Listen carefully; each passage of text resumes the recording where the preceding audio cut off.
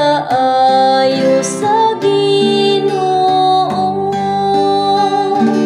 tagang tama ug tan-awa ang kaayo sa Ginoo. Daigon ko ang Ginoo sa tanang panahon, ang iyang pagdaig maniya kanunay sa akong baba. Pahimaya ang akong kalag diha sa Ginoo, ang mapaubsanon makadungog kanako ug malipay. Tagang tama ug tan-awa ang kaayo sa Ginoo.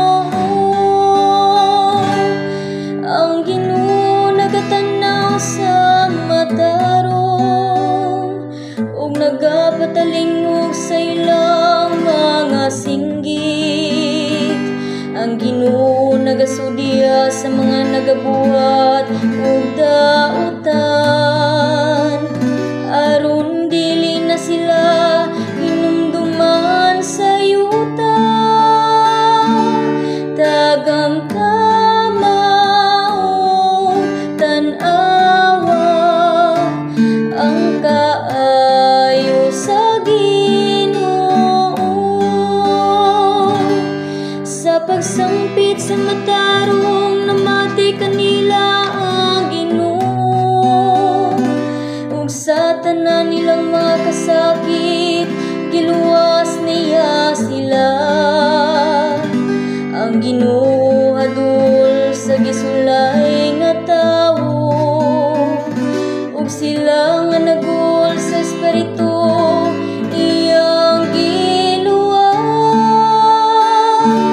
Tagang tama ug tan-awa ang kaayo sa Ginoo.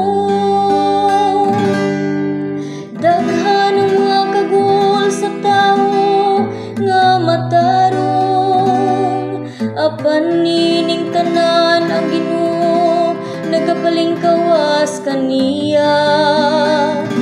Nagabantay siya sa tanan niyang kabukugan,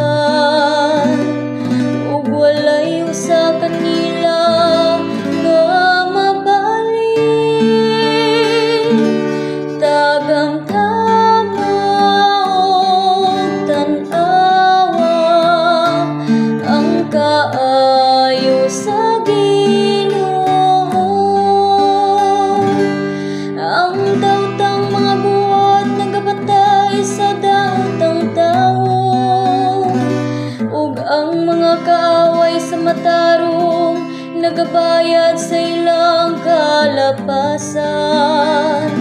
Apan ang Ginoo nagaluwas sa kinabuhi sa iyang mga sulugoon, ug walay mahulog sa kalapasan kanila nga nagadango